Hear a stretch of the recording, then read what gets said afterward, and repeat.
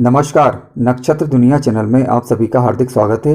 आज के वीडियो में हम केतु के विशिष्ट प्रभावों के विषय में जानकारी प्राप्त करेंगे और इसके अलावा केतु से संबंधित कुछ ज्योतिषीय सूत्रों पर चर्चा करेंगे। हम ये भी जानेंगे कि केतु अलग अलग ग्रहों के साथ किस प्रकार का फल देता है और इसके अलावा केतु की वास्तविक स्थिति ब्रह्मांड में क्या है, इस पर विचार करने वाले हैं। तो काफ़ी महत्वपूर्ण वीडियो है। इन सबसे पहले मैं आपसे रिक्वेस्ट करना चाहूँगा कि यदि आपने हमारा चैनल अभी तक सब्सक्राइब नहीं किया है तो कृपया पहले चैनल को सब्सक्राइब अवश्य कर लें। आइए शुरू करते हैं। केतु के विशिष्ट प्रभाव और सूत्रों को समझने से पहले हम ये समझ लेते हैं कि केतु वास्तव में है क्या, यानी ब्रह्मांडीय स्थिति केतु की क्या है, यानी वैज्ञानिक दृष्टि से केतु क्या है। ठीक है, इसके पश्चात हम समझेंगे कि पौराणिक दृष्टि से केतु क्या है और फिर इनके प्रभाव और सूत्रों पर चर्चा करने वाले हैं। तो ध्यान रखें, पृथ्वी सूर्य के चक्कर लगाती है, आप ये सभी जानते हैं। तो पृथ्वी जिस रास्ते पर सूर्य का चक्कर लगा रही होती है यानी उसे परिक्रमण पथ कहा जाता है। ठीक है, तो इसके अलावा चंद्रमा जो होता है वो पृथ्वी के चक्कर लगा रहा होता है, तो उसे चंद्रमा का परिक्रमण पथ कहा जाएगा। तो ये दोनों रास्ते आपस में जिन बिंदुओं पर कटते हैं उन्हें कटान बिंदु कहलाते हैं। एक उत्तरी कटान बिंदु और एक ये दक्षिणी कटान बिंदु। तो उत्तरी कटान बिंदु को राहु कहा गया और दक्षिणी कटान बिंदु को केतु कहा गया, क्योंकि इनके कोई भौतिक अस्तित्व नहीं है, केवल ये छाया ग्रह हैं। ये तो हुई वैज्ञानिक दृष्टि की परिभाषा। अब बात करते हैं कि पौराणिक दृष्टि से इनका क्या महत्व है।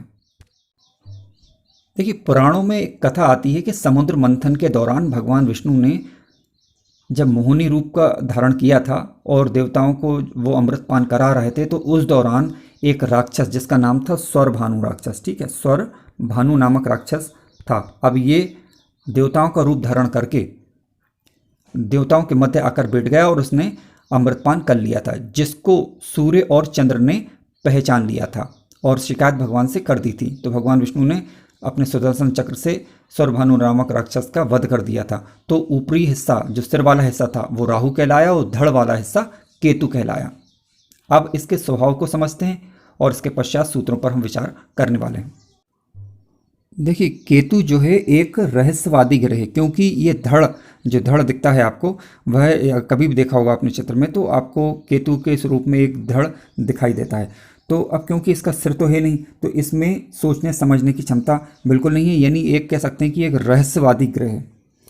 अब ये नकारात्मक प्रभाव देगा या सकारात्मक प्रभाव देगा, आइए कुछ सूत्रों पर विचार करते हैं। इसके पश्चात ही हम किसी निर्णय अथवा नतीजे पर पहुंच पाएंगे। लेकिन ध्यान रखें, पहले हम नकारात्मक और सकारात्मक प्रभाव को समझ लेते हैं कि अगर सकारात्मक प्रभाव देता है तो किस प्रकार का देता है और आध्यात्म इसके अलावा नकारात्मक प्रभाव देता है तो किस प्रकार का देता है। अगर केतु का प्रभाव सकारात्मक है तो ध्यान रखें, आध्यात्मिक कार्यों में व्यक्ति की जो है रुचि होती है, क्योंकि ये मोक्ष का कारक भी कहा गया है। इसके अलावा जासूसी संबंधित कार्य व्यक्ति कर सकता है, भविष्यवक्ता हो सकता है, धर्मोपदेशक हो सकता है, पर्यटक, संचार के क्षेत्र में ऐसे व्यक्ति जो है आविष्कारक होते हैं। और इसके अलावा भी अन्य कई प्रभाव है जिनको अभी हम सूत्रों के द्वारा समझेंगे। अगर केतु नकारात्मक प्रभाव दे रहा है तो क्या होता है, व्यक्ति विश्वासघाती हो सकता है, अस्थिर मन वाला हो सकता है, रहस्यवादी उसकी प्रकृति हो सकती है, उसके कार्यों में रुकावट आ सकती है, घबराहट हो सकती है, आर्थिक तंगी हो सकता है, वो भीरू किस्म का हो सकता है, हृदयहीन हो सकता है, कृतघ्न हो सकता है। ठीक है, अचानक किसी कार्य का घटित हो जाना, इस प्रकार के प्रभाव जो है केतु देता है। अब आइए सूत्रों पर विचार करते हैं। आज का हमारा पहला सूत्र ये है, राहु को शनि की छाया माना गया है और केतु को जो है मंगल की छाया माना गया है। यानी आपकी कुंडली में अगर मंगल जो है शुभ है और शुभ परिणाम दे रहा है, तब केतु जो है उसके अनुरूप ही रिजल्ट देता है। ठीक है, और आइए अब अन्य सूत्र पर विचार करते हैं। केतु से संबंधित आज का दूसरा सूत्र यह है कि यदि केतु जिस भाव में बैठा है उसका राशिपति भी वहीं पर बैठ जाए, या फिर केतु जो है उसके राशिपति से संबंध बना ले, तो केतु जो है विशिष्ट प्रभाव कारक बन जाता है। ऐसा केतु जो है हमें अच्छे रिजल्ट देता है। लेकिन ध्यान रखें, अन्य बातों पर विचार करना आवश्यक है, जैसे कि स्थान अच्छे शुभ स्थानों में बैठा हो। ठीक है, इन बातों का आपको थोड़ा सा ध्यान रखना होगा। आइए अब अन्य सूत्र पर विचार करते हैं।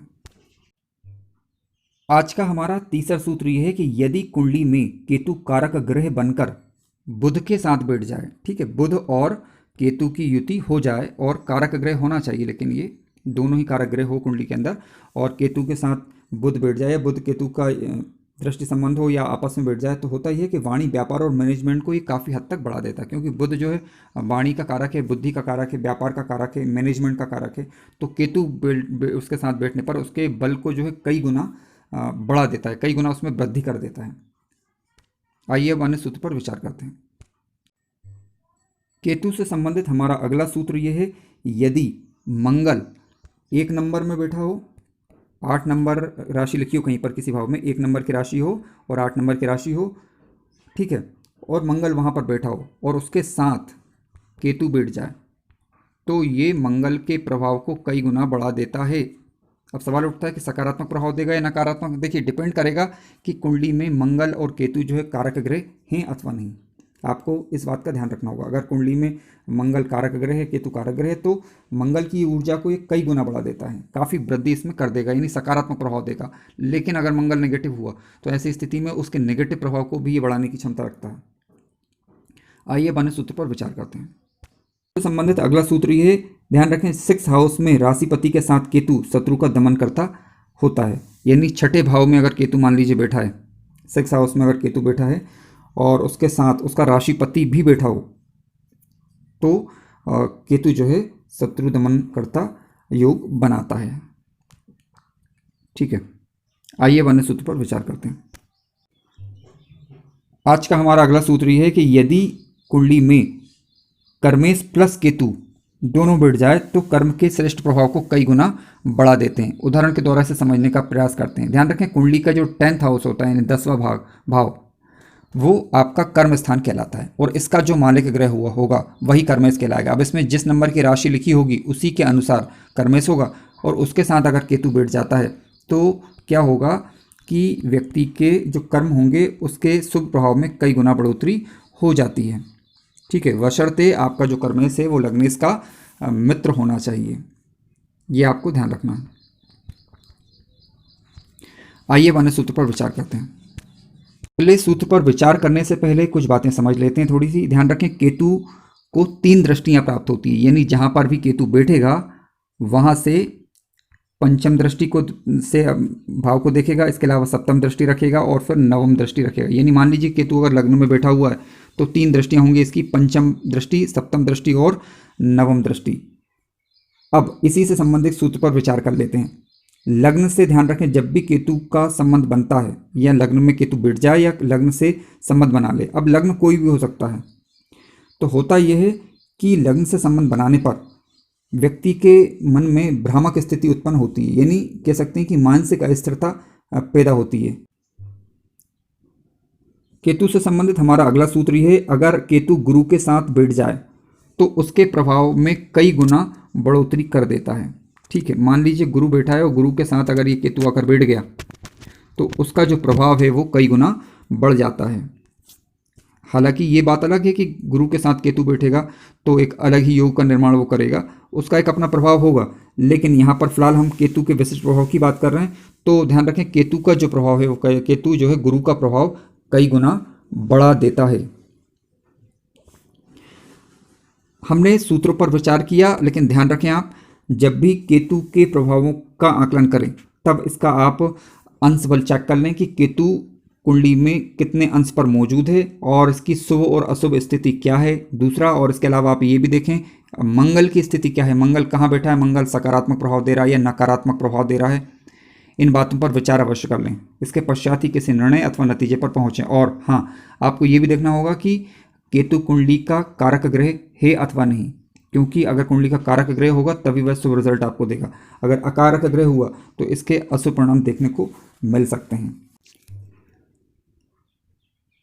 केतु से संबंधित हमारा अगला सूत्र यह है कि यदि कुंडली के धन भाव में केतु बैठ जाए और उसके साथ उसका धनेश भी बैठ जाए तो व्यक्ति को ये धन कुबेर बना देता है।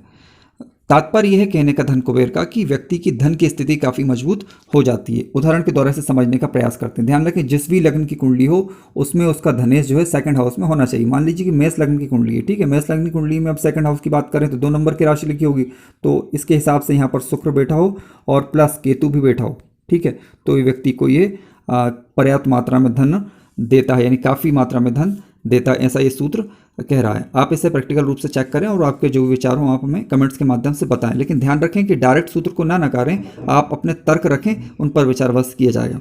आइए अन्य सूत्र पर अब विचार करते हैं। केतु से संबंधित हमारा आज का अगला सूत्र यह है कि यदि कुंडली के 8th हाउस में, यदि कुंडली के 8वें भाव में केतु हो तो ये आकस्मिक धन लाभ कराता है। उदाहरण के द्वारा इसे समझ लेते हैं। मान लीजिए कि मेष लग्न की कुंडली हो और 8th नंबर पर यानी 8वें भाव में यहाँ पर अगर केतु बैठ जाए तो ये आकस्मिक धन लाभ देता है। ठीक है, ये सूत्र बताता है।